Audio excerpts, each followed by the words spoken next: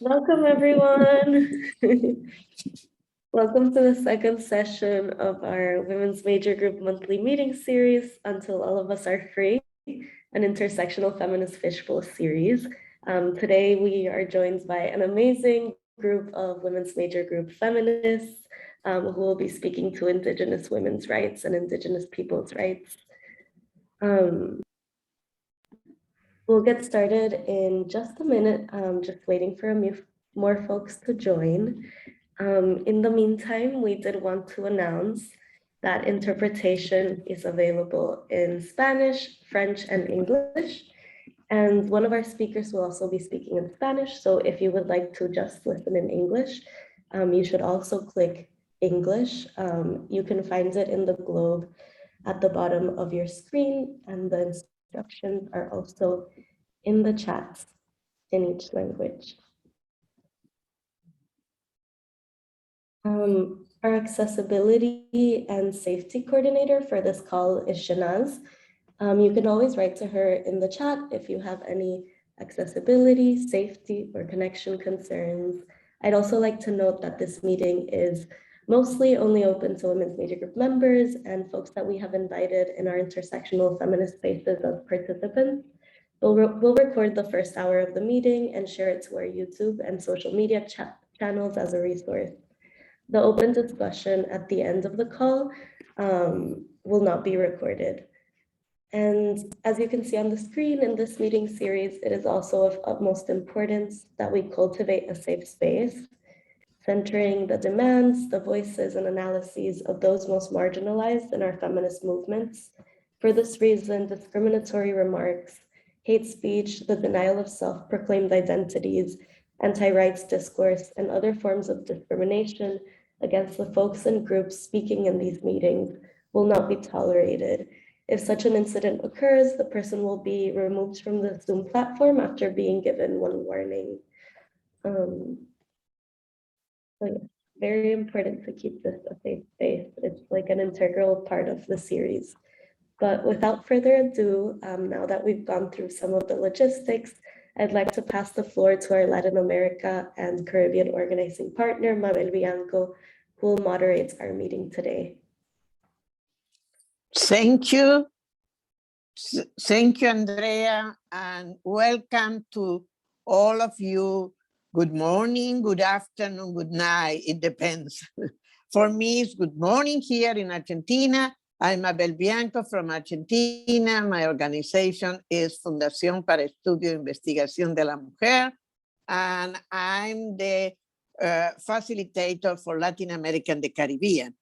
I'm very honored to be today the moderator.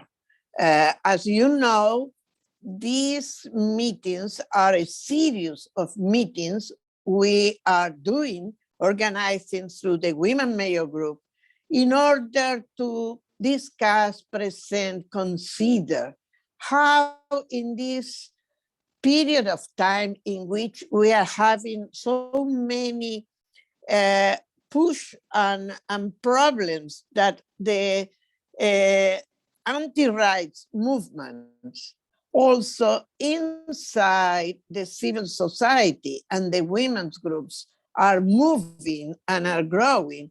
We are very preoccupied how we address this and how we can really find a way to be more inclusive as much as possible, because you know our principal issue is not to leave anyone behind. This is very easy to say, but it's very difficult when there are so many people against some rights or discriminated some groups. So we need to be very careful as women's groups, as feminists, because one of the main issues for the feminists is to give the right to everybody to participate in equal terms. And this is something very, very important. Today, we have been discussing this for many groups, different groups, and today is the moment for the indigenous women. We know Indigenous women are one of the most invisible groups we are having. We need to end that. I'm very glad to say that in Latin America and the Caribbean, where we have an amount of, a lot of Indigenous women, we are working with them close and really permanently, and also including and having a big group and growing group of young Indigenous women. This is really a way in which we are moving forward and considering how we are promoting that no one is left behind, unless the Indigenous women. Also, we have in Latin America a big group of Afro-descendants, and they suffer more or less the same discrimination. But today we are considering our group of Indigenous, and I hope we are going to share, our participants are going to share their experiences and giving us some ideas how also to move ahead worldwide in order to liberate and to really give the Indigenous women the place they need to have. And of course, including all the diversity and all of the intercultural perspective we need to have. So without anything else, I want to invite our panelists in this first round that shortly they can present themselves. I think it's better that they do by themselves, and I didn't do because I could say something, but they know better how to present themselves. I started with my friend and sister, Tarcila Rivera from FIMI and ECMIA, and based in Peru, Latin America, and the Caribbean. Tarcila, please present yourself. Rimay kuyay kichikya pa kichikan yung hakarike runasi mirima kuhmikam kani inka kuna pa rimayninta rimarima. Hermanas, hermanos, soy Tarcila. Sisters, brothers, I am Tarcila Rivera Quechua Changa from Peru, and my first culture and language is the one that comes from the Inca civilization. And currently, I'm wearing 3 hats, from the local to the global. I am the president of Chirapac, which has it's been there for 37 years. ECMIA, which is the continental link of Indigenous women in the Americas. We've been together for 25 years, and the International Forum of Indigenous Women, which is the global hub, which has been together for 20 years, and Lucy is its vice president. So we are very grateful for this opening from the feminist movement and the women major group, right? Thank you so much, Tarcila. Lori Thompson. Johnston. Lori, are you there? Hi, yes. My name is Lori Johnston. I lead Yamasee people. We're on the southeast Caribbean coast of North America, and we participate in Southeast Indigenous Peoples Center and Documentation and Information Network for Indigenous People Sustainability and other alliances. We fight for our right to peacefully collaborate with other decolonizing peoples to secure safe and healthy opportunities for food, shelter, health, and education through good governance of ecological institutions. And we're facing threats to our ecosystem and its biodiversity from mining, extraction, and nuclear developments. Thank you so much, Lori. Devi, please, are you there? Yeah, I'm here. Thank you. Hello, everyone. I am Devi Anggraini from Taluk community is an indigenous ethnicity in Sumatra Island in Indonesia. I'm working more than 20 years with the Indigenous People movement, focus on indigenous women in Indonesia. I am also a trainer, facilitator for building capacity and raising public awareness through various civil society organizations to support indigenous people and indigenous movement and struggle. Now I am as a president of Perempuan AMAN on behalf 2,787 members individual, and we are working with 65 local chapter indigenous women in Indonesia. Back to you, Mabel. Thank you. Thank you. Alice, are you there, please?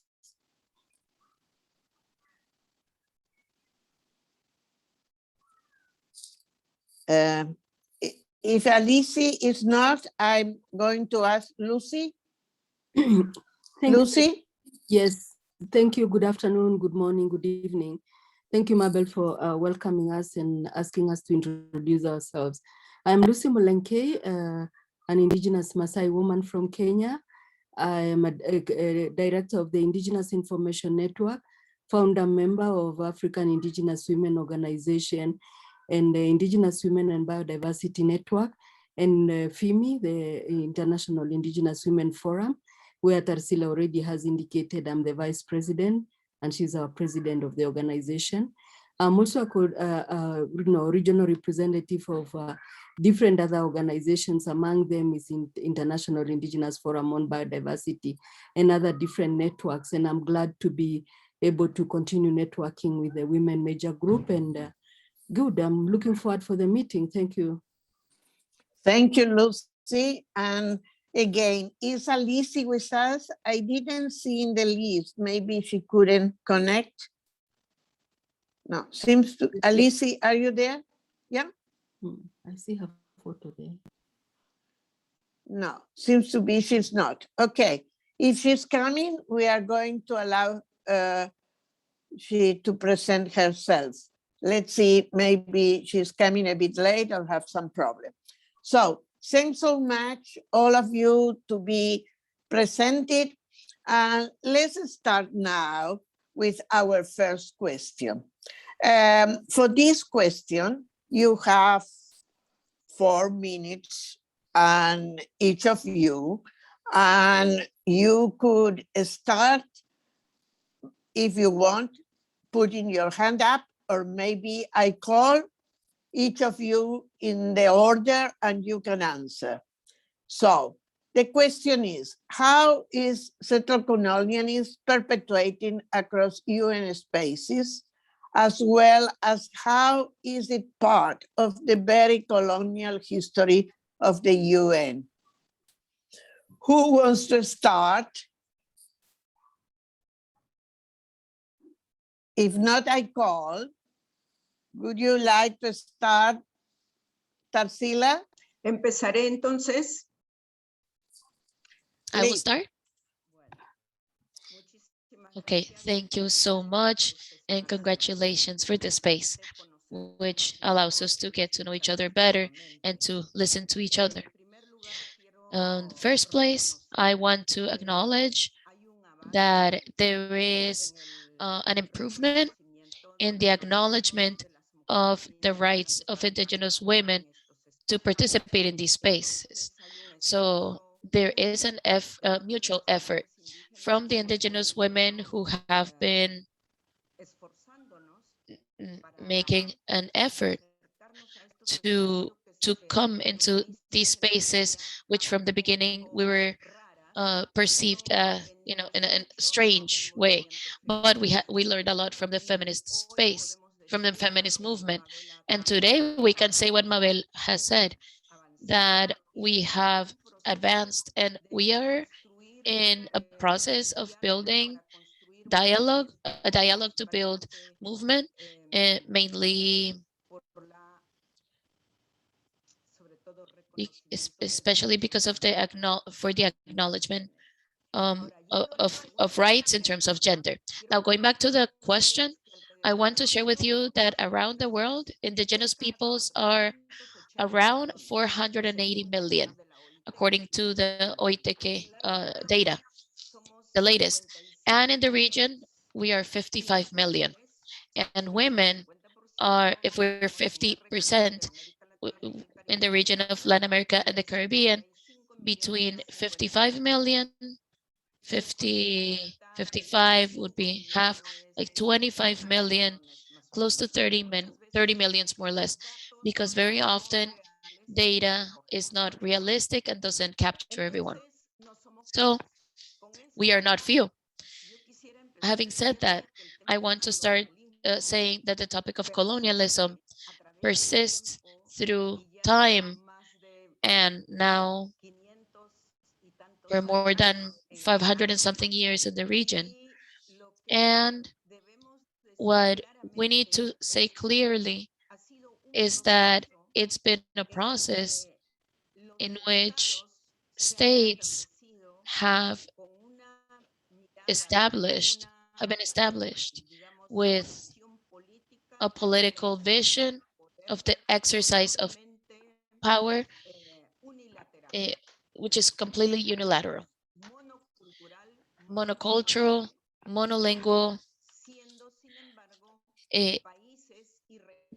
being it countries and regions that are, excuse me, Tarcila, 1 second. Your microphones. Lucy, could you please, it's a lot of noise. Continue. Sigue, Tarcila, disculpa. Ya. Entonces, lo que debe quedar claro es que para los pueblos indígenas, nosotros manejamos que han sido invasiones, colonizaciones, evangelizaciones, ideologizaciones, politizaciones, ¿no?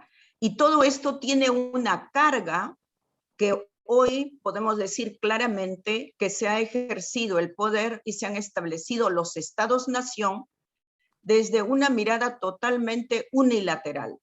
Y entonces, sacudirse y levantarse de un sistema de opresión total, ¿no es cierto? Y como mujeres, después hablaremos el rol de la iglesia, muchísimo más. Entonces, para nosotros es un avance, pero un avance con esfuerzo. For us, it's an advancement, it's an advancement, and we're in that process.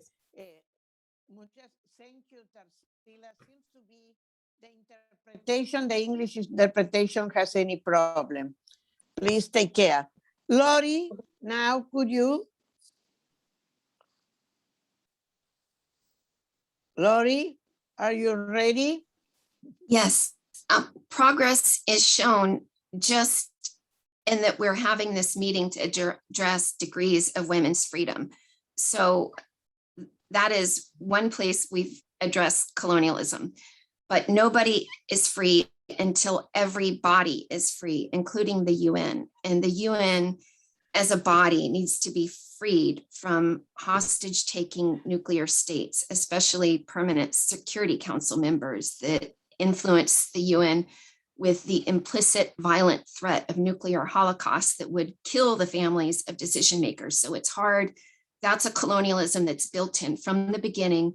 You had the nuclear states at the top of the UN, the 5 permanent Security Council members, and that really encouraged other states to get nuclear weapons so that they could get that power to coerce people. And this, for example, this nuclear hostage-taking strategy has led the UN to accept the patriarchal privatization of the COVID-19 vaccine. So the 3 permanent security members, the nuclear states, manufacture or own most of the phase 4, the approved vaccines. So again, they take hostages, threatening death to loved ones if these, permanent Security Council members are not obeyed. So no body is free until the UN body is free of this kind of despotism. And it is these especially these permanent Security Council members that have prevented, for example, the fulfillment of the World Conference on Indigenous Peoples outcome document. And these, like the vaccine monopolies, reflect the Eurocentric ideology of the UN founders, that the people that should be in charge and have all the power are the European founders of the UN. And this has facilitated trafficking and illicit wealth transfers. The World Bank is based on the US model of development that considers indigenous peoples to be property. So in that way, it is, the US is already liquidated through its, they called it liquidation and termination. And this began right after World War II.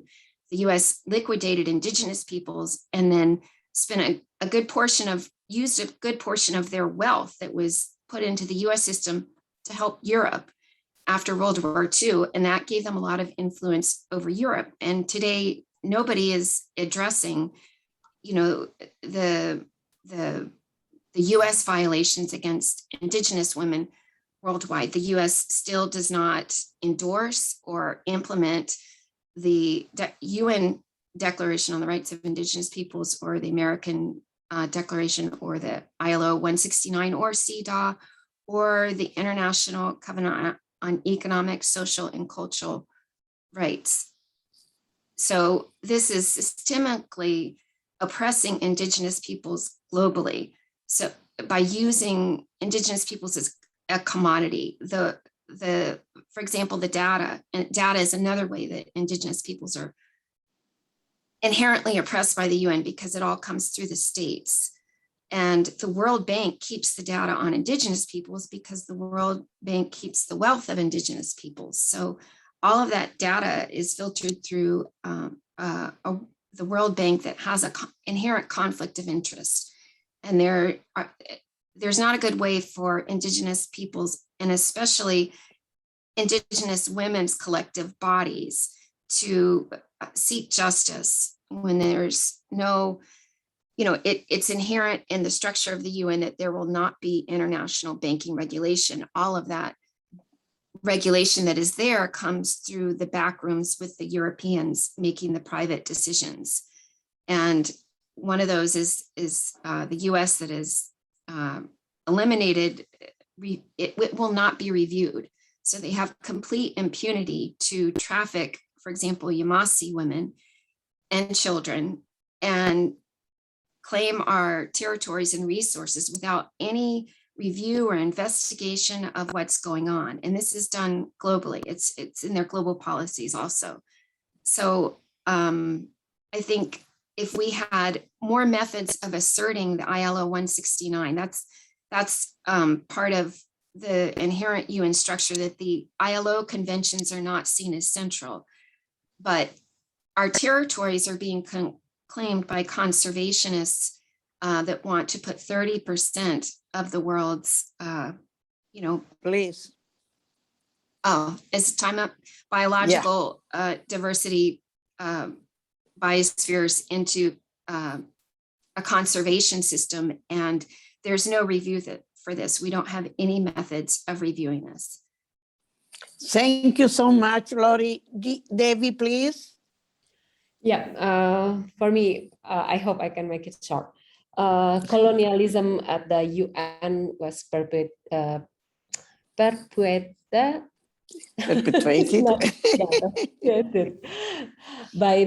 the first is the veto is only limited to certain countries, and then the next is limited UN membership is represented by the state, while still applying the sovereignty of member states, so that all UN mechanisms are not legally binding, or UN cannot intervene in its member state. What happened with us with this situation? We are hidden in the whole process of the UN mechanism. We are not to be a part of that. We are not taking account, especially for indigenous people and indigenous women. We are still not to be part of that, the whole process. The issue of funding, rich countries or larger contribution get preferential treatment, especially in the UN strategic policy making, is not to be indigenous people to be part of the reference to make a policies, the strategic policies in the UN mechanism, because we are not really be there. This is just like talking among the state, the government who is to be there and with their business. I think this is the important for us to really understand colonialism still happen in the UN. Thank you. Thank you so much. And please, Lucy. Thank you very much, Bianca, and thank you, colleagues, for that very rich discussion. And indeed, the issues of colonialisms are still there, and they come in different ways. And we look at them in different contexts, depending on where you come from and what is really challenging the indigenous women wherever we are. Of course, there is a lot of issues that are coming, and that's why we still talk about colonialism even at this time of the year and at this time of the era, where it's not even something that we are supposed to be discussing about. But one important thing that we should all know is that with indigenous women, as Tarcila was saying, we've come some steps away. Because you remember at the beginning when our elders who are ahead of us went to the UN in the 40s to start speaking to Geneva and talk about issues of colonialism and about militarization, about the killing of different indigenous women, conflict, and many other issues. The most important thing that we should all remember is that the indigenous women were also present. And despite the fact of this long struggle up to the us discussing and writing the UN Declaration on Indigenous Population, we still see a lot of issues that come along. And these issues that come like militarization in different parts of Asia and also in some parts of Latin America and so on, conflict in Africa, indigenous women, we are still talking about gender-based violence in different ways. And it looks like even our own governments that believe that we are independent and we believe we are independent, there's still that part and parcel of colonization that we will never go about it. We'll never really be able to leave it out. But I do believe at the same time, listening to what all of us have been talking about, especially what Lori brought up, quite some very important and critical issues that have been on the table there, and our sister Devi, is that the only way that we have moved steps is for us to be able to sit and speak and talk about it and bring these issues on the table so that the UN and the governments and the people who are listening to us can know that we know these issues are still there. And let the states know that even though we do whatever we do, even with the SDGs, Sustainable Development Goals, when it comes to issues of environmental, social, economic, and poverty, we will never really get out of them until all of us are free from many issues that we are talking about today.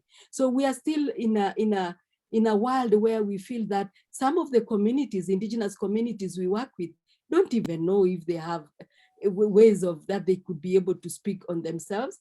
And we have had those big stories when we just finished our Second World Conference, and many issues came up with. But I think the best way we can always say, for indigenous women, we have to keep on moving forward and work with our allies to be able to bring that voice, because colonization is still with us and it will never go very easily until we fight it out. Thank you. Thank you so much, Lucy. I think Alice is not here, so we continue with the next question. What are the current key demands of indigenous peoples, especially indigenous feminists, women and girls activists in multilateral spaces? You have been talking some in a way of this, but this is specifically. Maybe we change, and now, could you start, Lucy? We change from the last to the first one. Is it okay? It's okay. I think. Thank you. I just to digest what I wanted to whatever. But I think the question you ask is, what are the issues, isn't it? Yeah, the key demands. Yeah. Key demands. The most key demand we have is for people to recognize and respect our rights as indigenous women, as indigenous people. Because if this is not really respected, or recognized, we'll never move anywhere. It took a long time for some of the continents, even in Asia, even in some countries in Asia and even in Africa, for them to even recognize that they're indigenous peoples, or they're even indigenous women, and these are unique populations that need a lot of attention. We had to fight hard, and we are still fighting hard. So if our rights are not recognized and respected, is just impossible. The other demand is that, the other issues is that let there be action, Bianca. Let's not talk and talk and talk, but let's hope that we can have action, because we keep on having the UN meetings up there. We discuss a lot of things. The General Assembly is just almost there. We are soon going to the climate change. We are soon going to the biodiversity and other processes that we have been doing. But we need action. We need our states to really pick up some of the issues that we have been demanding and we have been bringing up on the table, to really act on them, because we have done declarations. We have worked with the UN women to be able to bring up, and I think Tarcila will mention that, for many years in different spaces, not only in one space, in population, in gender-based violence, getting resolutions for indigenous women and so on. So we need to have real action taking place. I think I'll leave the rest to also take up, and I wish Tarcila could come in at this moment to add to what I'm saying. Thank you. Thank you so much. So, Tarcila, are you ready to come? Sí. Could you? Okay. Yes. So with clarity, as indigenous peoples, the first right that we want is territorial rights and access to natural resources. Because if we link this to women and with the goals, with doing the goals, we're not going to have any opportunities of changing the situations. So we ask for the acknowledgement of the collective rights that are related to territorial rights everywhere around the world. The second thing, as indigenous women, is the right to not being violated. So the movement of indigenous women, where Lucy and I are from, we have been combining both rights which complement each other and are indivisible. That's why within our framework are both rights, the collective as indigenous peoples and specific cultures, and the individual as women.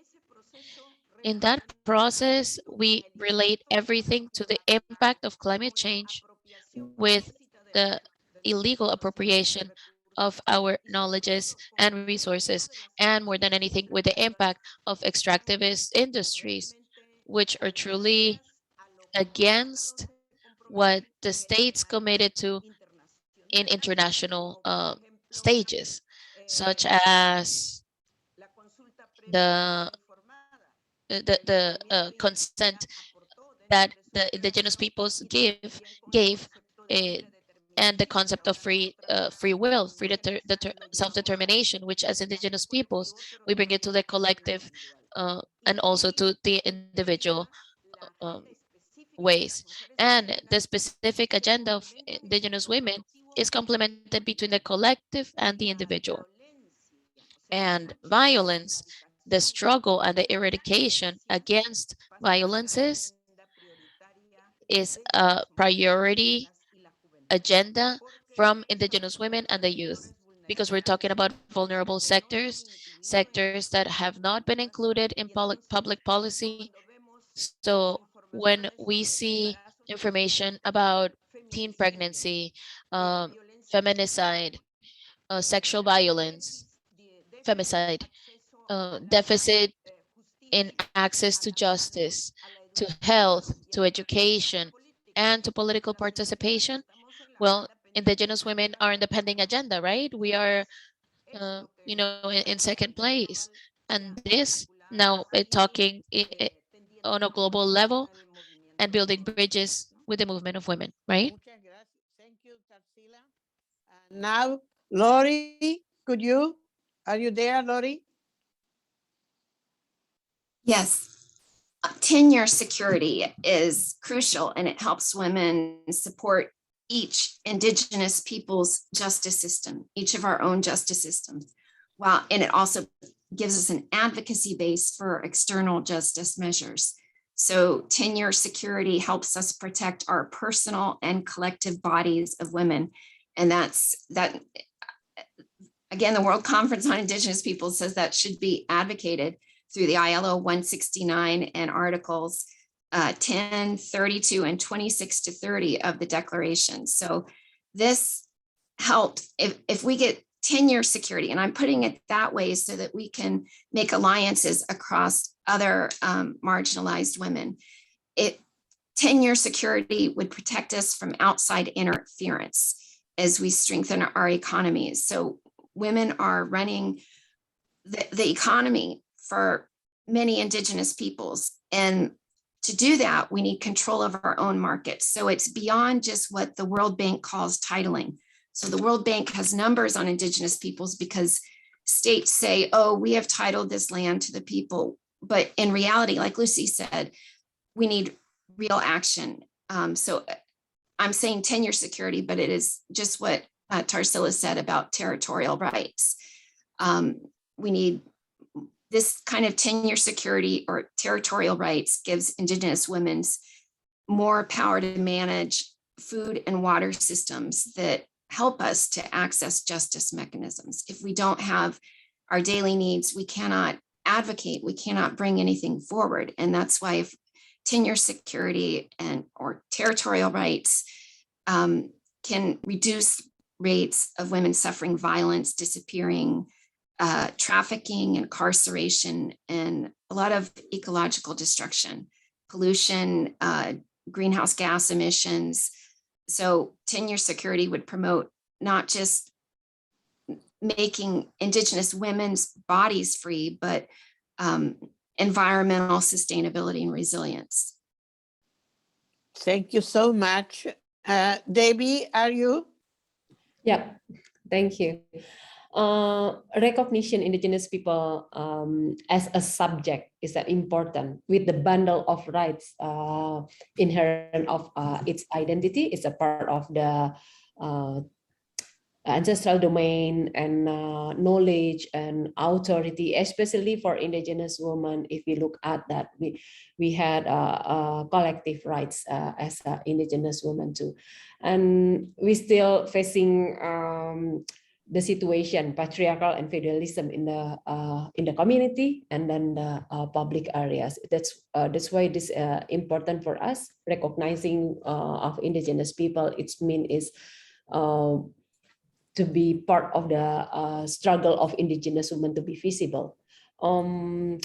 And I think this is a part of the key demand for us is like transforming Indigenous women and Indigenous women individually and collectively using the organization to build their political rights and how they can raise their voices, interests, and perspective about their ancestral domain and how they are manage the natural resources in their ancestral domain. The other one is important for us to see the key demand is free, prior, informed consent. It should be integrated in various policies or safeguard or guidelines or whatever that one for development implementation. Implementing this is like a part of the implementing the UN Declaration of Indigenous People Rights as a policies, especially for the country who is adopted voted for this declaration. Every free, prior, informed consent should also guarantee the full and effective of Indigenous women participation in every processes. I think this is a part of our key demands, and talking about the Indigenous women collective rights is so really unique. And I thought CEDAW is not enough to protect Indigenous women collective rights, because is so really specifically talking about the indigenous woman in woman rights as individual and citizenships. Thank you, Mabel. Thank you so much. And now we could pass to the last question. And if you want to make question, please write on the chat, as I saw one from Francis. So we can, after this, start to answer or comment that. The last question is, how can the global feminist movement and the women's major group best be in solidarity with indigenous peoples and center indigenous women and our collective struggles for liberation? This is something very close to what Francis put on the chat. So let's start, and maybe can we ask if it's possible, Lori, could you start? So we change. We are not happening always the same at the beginning. As is ready, seems to be Tarcila, but Lori, are you ready? Yes. Well, the feminist community could push for universal implementation of ILO 169 to the foreign, especially to the foreign patriarchal structures of the IMF, the World Bank, the WTO, and UNCTAD. And this would allow indigenous peoples and women's collective decision-making bodies to self-determine our relationship with these organizations. So they would negotiate with us instead of considering us property of the state. Also, I think there are many, just support women going from NGOs into government, because there are many women, who are non-Indigenous and Indigenous who could better serve us all if their roles in government were protected. So in women in Indigenous peoples governments, Indigenous women, and then non-Indigenous women working for the state. We just saw the General Assembly and it was mostly men talking, and they are not decolonizing fast enough. So we should support some women to move out of NGOs into state or Indigenous peoples governments. We need to stop systematic violence against women, because this really intimidates us. So just supporting all women to stop the violence, get information about all of these land transfers, and make sure it is the women, the Indigenous women's bodies who are reporting, for example, on SDG 1.4.2 about women's collective land tenure, because the states are saying on paper, we're giving, we've written it down that it's theirs, but in practice, women have to face, militarized violence to get access to their territories and resources. So that would be a start. Thank you so much, Lori. And may I pass to Devi? Yeah, Mabel, thank you. For us, I just want to reflect in Indonesia, how we can support the indigenous woman is it's still it's not really feasible because the situation in policy in Indonesia, indigenous people is not recognized by the government.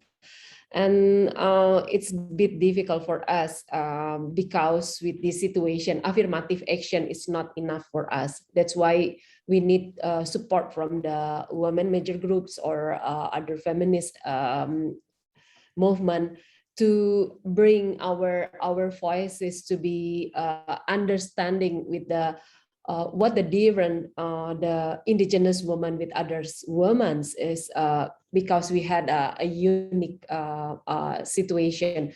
We live in the collective, and we had a collective rights. It's so really important for us to be a safeguard for the community, We use our knowledge, developing and practicing as a part of the collective. It's not the individually. And it's not easy for us to get recognizing from the government in Indonesia about our knowledge. And I mean, this is happen in the global level too, because the whole policies is just talking about the indigenous people. Is a very limit, and then not talking about the indigenous women collective rights specifically. This is is a part of our struggle. And the other one is talking about the data. We need the segregating data. It's not just because we had a different, but there is a vulnerability is around indigenous women. If we're talking about the development is coming as a part of the global policy, we need to support from others to bring our situation from the local. And the other one is important for us to get a support understanding about the indigenous feminism. Is not just talking about our rights in the politics, but is more than beyond of that. As indigenous women, we want to put our perspective and interest is more key to understand about the indigenous people and how we can support the indigenous woman in that situation. I think is from me how we can connecting what we have like in SDGs mechanism. We had 9 major groups, and how we can relate with the caucus, indigenous people caucus in COP 26. How we can relate with the SEDAW or so many things. But we are talking more focusedly how we can support that and bring our agenda is very specifically. I think this is a part of I want to learn if I am involved on that international advocacy. I just have a short experience, Mabel. That's why it's not easy for me to understand what is it. And this is like something that new, but it's really important. Now in Indonesia, we are using the international mechanism to push the government in national, but we are working intensively in the local. In the community directly to bring our issues and support the indigenous women to rise their leadership and how they can not use the representative, but they are directly voices their interest and perspective. Thank you, Mabel. Thank you so much. Lucy, are you? I'm still there. Mabel, I think in my own view, the most important thing is to work together, to be able to have really advocacy issues together so that we can be able to support each other in different things, to be able to support indigenous women in pushing some of the issues and recommendations that we already have, or we are still to develop on at the ground level, because we want indigenous women also to be key players out there in decision making, in issues of economic and social and political empowerment. So it's very, very important for the feminist group, for the major women group, and other key players to be really including indigenous people also at their own programs and activities at both the international, regional, and national level. Because if we don't reach out to them and we work together, we will not beat this, goal of making sure that no one is left behind. And the only way we can do it is to make sure that we work together. We have all different expertise. Maybe we have feminists who can be able to influence somewhere else where we are not able to. So this is why it's very, very critical and very important for always people to be working together, helping out each other in advocacy and other areas of empowerment. So it's something that we should continue. If it is loose somewhere, let's try to see how we can tighten it and be able to move forward together collectively on issues of environment and so on, because all these on even issues of our traditional knowledge where most of the feminists probably do not understand it very clearly. But if they work with us, they can also be able to understand issues of feminism in some of the countries, in some of the continents. Maybe feminism is not really strong, or even some indigenous women don't know what that particular issue means. I remember some years back with Tarcila, Monica Alemani, we were discussing what is this feminism? What is it that it is for indigenous women? So these are some of the key issues that if the more we discuss and work with our partners, our colleagues, we can be able to forge our way forward. Thank you. Thank you so much. Tarcila, are you? Ok, sí. Yes. Siguiendo a Lucy. Yes, following what Lucy said, I think one of the biggest efforts that as a feminist movement needs to be done is to remember what they now call intersectionalities, to be inclusive in the information, the analysis of the contexts, and how each aspect has an effect in a different way to that diversity of women. And more than anything, looking at intersectionalities, because here disabilities were mentioned. So for example, we say what happens with a disabled girl who has been raped, who cannot speak, who cannot express herself. So that's why the space of dialogue is necessary, the one that Lucy mentions. And yes, in the past 25 years, we have been able to say that there's not a single way of being feminist, or there's not a single way of being a woman. And that's what we are advancing with. So we ask that the details are looked at so that we can appropriately respond with inclusive actions. And within inclusive actions, when we talk about how indigenous women are involved in the eradication of violences, we combine both aspects, the individual and the collective. And there we need solidarity, because the defense of collective rights, when we ask, for example, the impact of climate change and of extractive industries, that, for example, they may not contaminate the water or the environment. It's not just for us, it's for all of us. So I think there is a need of building common bridges.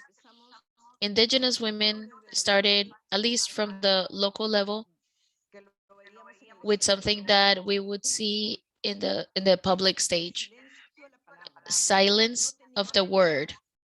What meaning that we didn't have freedom to speak, if you can imagine, from the home, the family, all of that, and especially in public spaces. From the silence of the word means to be empowered and be appropriate and appropriate information, or to own information and elements to express ourselves. That's why, for example, we ask for a lot of information for new leaderships, for example, looking at it from that perspective, and also keeping in mind the our own representative voice, to be our own speakers, because sometimes, you know, good willingly, sometimes we are taking issues that actually belong to each actor, to each person. So I think I consider intersectionalities to have their own representation and their own voice too. In our case, as indigenous women, there are many advocacy tools for rights, and we recently found out that there is a tool in the region that could be used and that we haven't used, that there is a CEDAW, and we are paving the road to create, to be able to achieve a recommendation on that specific, and that specificity that we have as indigenous women who are fighting for the rights for all, and to build that shared vision among diversities is going to take us to concrete actions such as the eradication of violences, but also to not continue being absent in decision-making spaces. Because in the case of Peru, for example, with two minister women, we have had a terrible setback in terms of political participation of women. And another important aspect is that all of the feminist professionals have an important role as consultants in policies, not only national, but also international policies. And what we would ask is for us to also look at the indigenous context. When we say nobody is left behind, that those diversities may be taken into account with the intersectionalities, and that we don't continue repeating racism and discrimination, so that precisely we all advance in the same direction together. We would like to have that success, such as we had in the past sessions with the status sessions in New York. All of us, indigenous, non-indigenous, African, white from the north of Europe, all of us were together, government and civil society, so that that recommendation of the genital mutilation to be eradicated. For example, that to me is an experience in which experiences and the abilities of the diversities of the feminist movement joined to create that strong recommendation, which now in Lucy's region, now it is an obligation from the states. We also need to do internal work. And in our case, we still had indigenous peoples from Colombia and part of the Amazon who did this practice. And they said that it was cultural, but knowing the dimension of human rights, it took us indigenous women to also realize that under no circumstance of the traditional can a practice go against the rights, the human rights of girls, of youth, and indigenous women or boys, right? In that sense. Also, looking at things with Lucy in the past, I don't know, 15 years, we're understanding if indigenous women are just feminists, if we're just feminists, or if we need to give a way of being feminist with our own expression and narrative. Thank you so much, Tarcila. And we can open for questions.